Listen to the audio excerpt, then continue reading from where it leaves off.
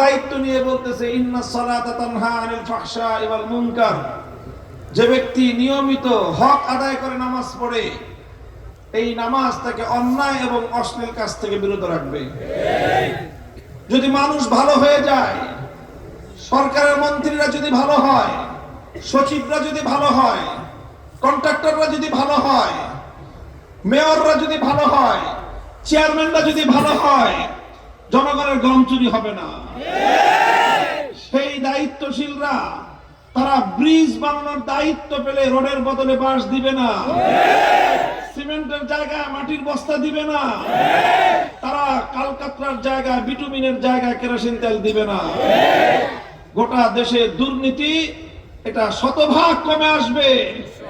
ভাই, দুর্নীতি যদি কমে আসে, আমার এই দেশ গরিবদের দেশ, এই গরিব দেশ থেকে দুর্নীতি দমন বা অন্যান্য তাদের হিসাব মতেই, চোরাই হিসাব মতে 15 বছরে 28 লক্ষ কোটি টাকা জনগণের সম্পদ চুরি হয়েছে। কত কোটি টাকা? 28 কোটি, 2800 কোটি, 28,000 কোটি, 28 লক্ষ কোটি, 28 লক্ষ কোটি টাকা। 28 লক্ষ কোটি টাকা হলে বাংলাদেশের সকল জনগণ 1 বছর খাওয়া রাখা যাবে। চিন্তা করতে পারেন, অল্প কয়েকজন মানুষ তারা গোটা দেশের মানুষের 28 লক্ষ কোটি টাকা লোপাট করেছে। তো যদি সমাজের সর্বত্র দায়িত্বশীলদের মধ্যে নামাজ কায়েম হয়, তাহলে কোশ্চিন কেন এইরকম দুর্নীতি থাকতে পারে না। এই জন্য হযরত ওমর রাদিয়াল্লাহু আনহু তিনি যখন খেলাফত চালান, তিনি তার সকল রাষ্ট্রীয় গভর্নরদের কাছে, রাষ্ট্রের সকল প্রাদেশিক প্রশাসকদের কাছে, রাষ্ট্রীয় আমলা এবং কর্মকর্তাদের নামে একটা রাষ্ট্রীয় ফরমান জারি করেছিলেন। বলেছিলেন, ইন্না আহাম্মা উমুরিকুম ইনদি আস-সালাহ ফামান হাফিজাহা ফাহুয়া লিমা সিওয়াহা আহফাজ। হে আমার রাষ্ট্রের এক প্রান্ত থেকে আরেক প্রান্ত পর্যন্ত যত দায়িত্বশীল আছো, আমি বলছি আমার দৃষ্টিতে তোমাদের সবচেয়ে গুরুত্বপূর্ণ দায়িত্ব হলো নামাজ কায়েম করা। যে দায়িত্বশীল নামাজ ঠিকমতো কায়েম করবে, সে রাষ্ট্রের সকল দায়িত্ব আরো ভালোভাবে আঞ্জাম দিবে। আর যে নামাজকে নষ্ট করবে, নামাজ নষ্ট করার অর্থ হলো আল্লাহকে ফাঁকি দেওয়া। বলেন, নামাজ নষ্ট করার অর্থ কি? হ্যাঁ ভাই, যে নাকি বাপকে ঠকায় সে ভাইয়ের হক আদায় করে। বুঝেন না এই কথা? যে লোকটা বাবার সঙ্গে গাদ্দারি করে সে কোনোদিন নিজের ভাইয়ের হক দেয় না। তো যে আল্লাহর সঙ্গে গাদ্দারি করে, তার দ্বারা জনগণের অধিকার কিভাবে আদায় হওয়া সম্ভব? বলেন। এই জন্য হযরত ওমর বলেন, যে নামাজ নষ্ট করে সে রাষ্ট্রের জনগণের অধিকার নষ্ট করে, যে নামাজ নষ্ট করে সে জনগণের হক নষ্ট করে, যে নামাজ নষ্ট করে তাকে যে কোনো কাজ দেওয়া হয় সেই কাজের মধ্যে সে দুর্নীতি আর চুরি করে।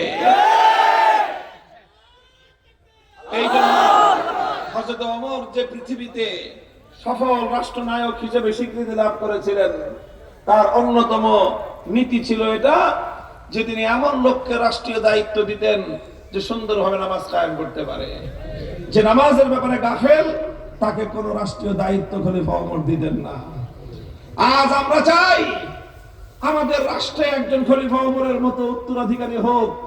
আমরা চাই খলিফা ওমরের মতো একজন শাসক আমাদের মসনদ পরিচালনা করুক।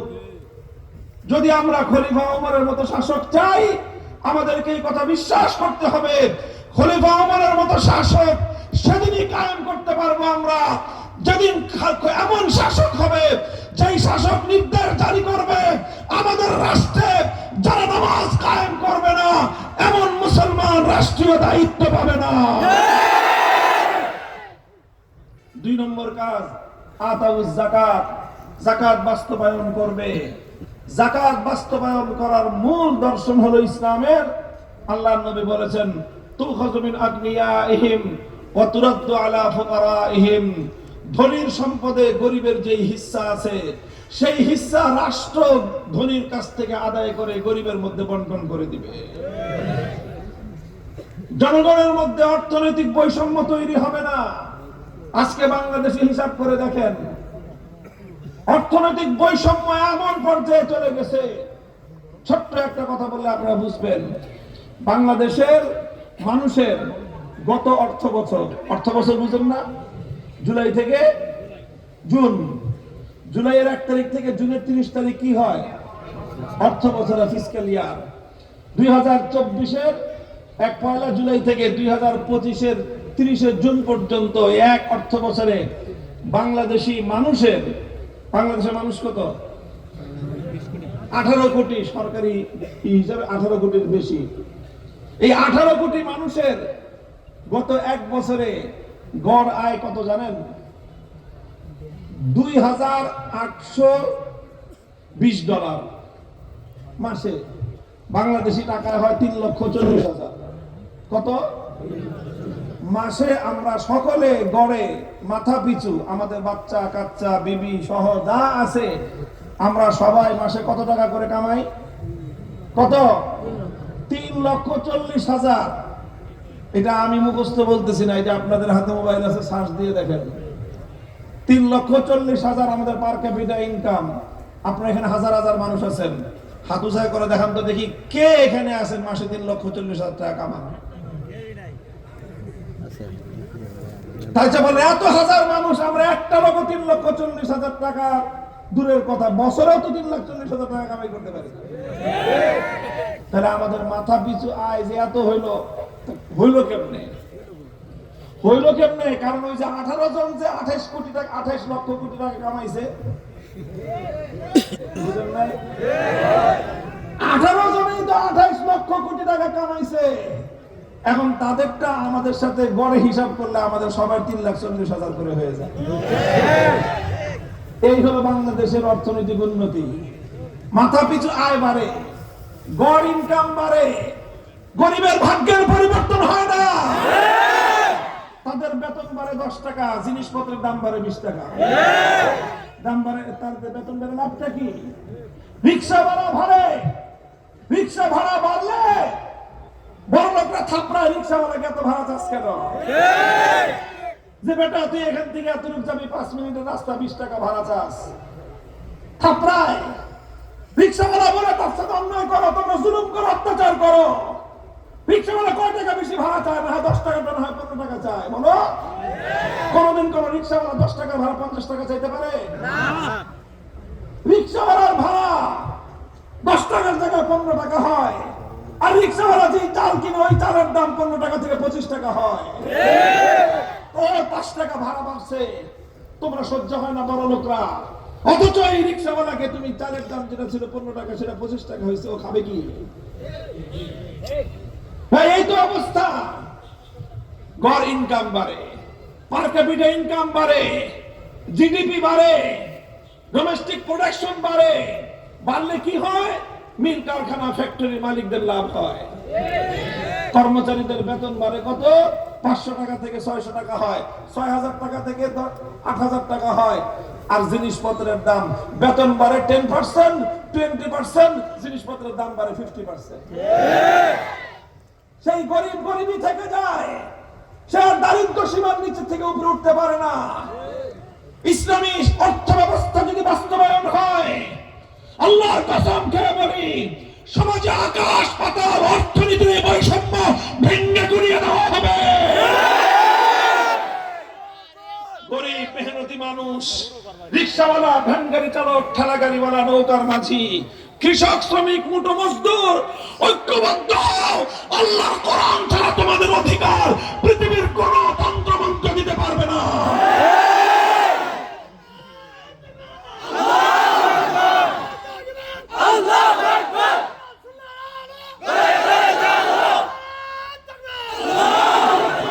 মুহতারাম হাজিরিন, আমরা বলি এই কথাগুলো আপনাদেরকে, পুঁজিবাদী পশ্চিমা সমাজ ব্যবস্থা লাথি মারেন, উৎখাত করেন এই জমিন থেকে। এমন সাহসী শাসক দরকার, যেই শাসকরা এদেশের মানুষকে মুক্ত এবং স্বাধীন করতে পারবে। আমি বলি, আমাদের পূর্বপুরুষরা 190 বছর লড়াই করে ব্রিটিশকে এই দেশ থেকে বিতাড়িত করেছিল। ব্রিটিশরা বিতাড়িত হওয়ার পর আমরা স্বাধীনতা পেয়েছি। কি স্বাধীনতা? আমরা পেয়েছি মানচিত্রের স্বাধীনতা, আমরা পেয়েছি পতাকার স্বাধীনতা, দেশ এবং জাতির স্বাধীনতা আজও আমরা পাই না। পাকিস্তানের 24 বছর, বাংলাদেশের 55 বছর, প্রায় 80 বছর ধরে এদেশের আদালত চলে ব্রিটিশের ব্যবস্থা অনুযায়ী। এদেশের শিক্ষা মন্ত্রণালয়, শিক্ষা ব্যবস্থা, স্কুল কলেজ ইউনিভার্সিটি চলে ব্রিটিশ প্রবর্তিত শিক্ষা কারিকুলাম অনুযায়ী। এদেশের প্রশাসন, সচিবালয়, মন্ত্রণালয় থেকে পার্লামেন্ট সব চলে ব্রিটিশ প্রবর্তিত শাসন ব্যবস্থা অনুযায়ী। বিচারে আদালতে চলে ব্রিটিশের ব্যবস্থা, পার্লামেন্টে চলে ব্রিটিশের ব্যবস্থা, মন্ত্রণালয়ে চলে ব্রিটিশের ব্যবস্থা, সচিবালয়ে চলে ব্রিটিশের ব্যবস্থা, শিক্ষাঙ্গনে চলে ব্রিটিশের ব্যবস্থা। এজন্য বলি, পতাকা স্বাধীন হয়েছে, মানচিত্র স্বাধীন হয়েছে, দেশ এখনো স্বাধীন হয় না। আসো হে আমার জাতি, তোমরা বিশ্বাস করো আল কোরআনের শাসন ছাড়া মুক্তি, স্বাধীনতার বিকল্প কোন রাস্তা না।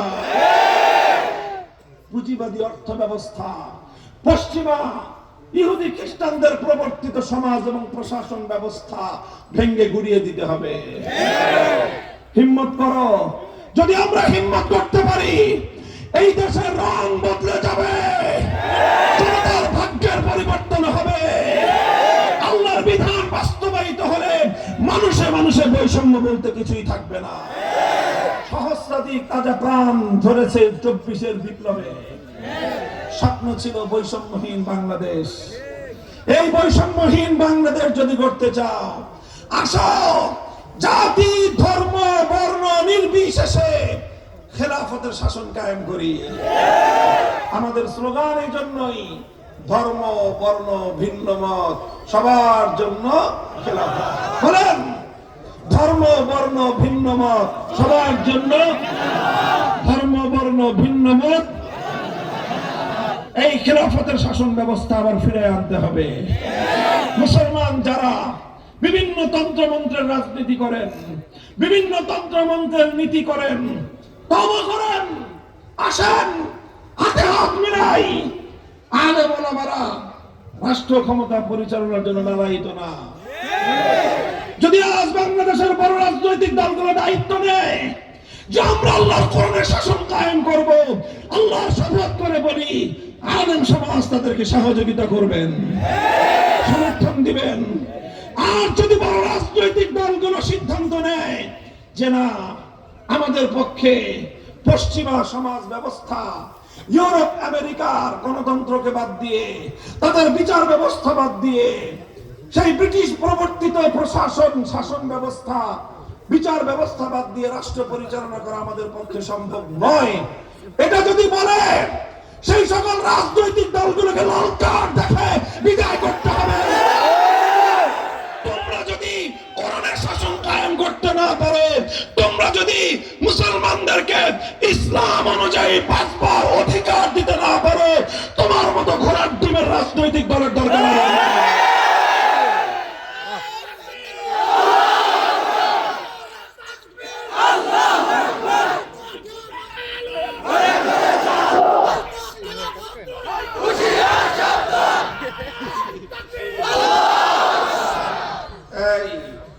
খালি স্লোগান, শুধু স্লোগান দিয়ে পরিবর্তন আসবে? শুধু আবেগ দিয়ে পরিবর্তন আসবে?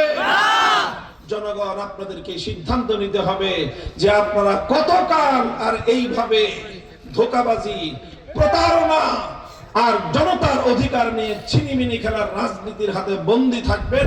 আপনারা সিদ্ধান্ত গ্রহণ করেন। আমরা প্রস্তুত, আমরা প্রস্তুত এই রাষ্ট্রের দায়িত্ব গ্রহণ করবার জন্য। আমি দায়িত্ব নিয়ে বলছি, আমাদের কোরআনী ব্যবস্থার হাতে এই দেশটা ছেড়ে দেন। 5 বছরে 80 বছরের সকল শূন্যতাকে দূর করে বিশ্ব দরবারে মাথা উঁচু করার জাতিতে পরিণত করে দেবেন আমরা ইনশাআল্লাহ। আল্লাহ পাক রব্বুল আলামিন আমাদেরকে কবুল করেন, তৌফিক দান করেন। কোরআনের কথা সারা জীবন বলেছি, এবার যেন আমরা কোরআনকে সমাজে বাস্তবায়ন করে কোরআনের সুফল ঘরে ঘরে পৌঁছে দেওয়ার সুযোগ আল্লাহ পাক আমাদেরকে দান করেন। ওয়া আখিরু দাওয়ানা আলহামদুলিল্লাহি রাব্বিল আলামিন। আসসালামু আলাইকুম ওয়া রাহমাতুল্লাহ।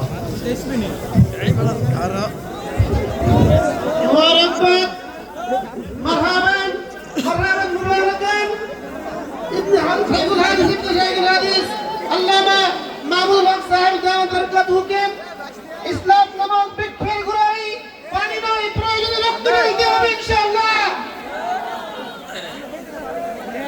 প্রিয় উপস্থিতি, আসরের নামাজের সময় একবার কাছাকাছি হযরত আমাদের মূল আলোচনায় হইল নামাজ। নামাজ আমরা পড়ব, নামাজের পর আমাদের ধারাবাহিক অনুষ্ঠান, ধারাবাহিক আলোচনা, তাফসীরুল কোরআন মাহফিলের আলোচনা ধারাবাহিক চলবে। আমাদের খ্যাতি সম্পন্ন উলামায়ে কেরাম আমাদের মাঝে উপস্থিত হয়েছেন, আসবেন। আমরা সকলেই আমাদের মাহফিলকে ধারাবাহিকভাবে চালিয়ে দেবো ইনশাআল্লাহ। আল্লাহ রাব্বুল আলামিন সকলকে তৌফিক দান করুন। এখন আসরের নামাজের বিরতি, নামাজের পরে আমাদের সকল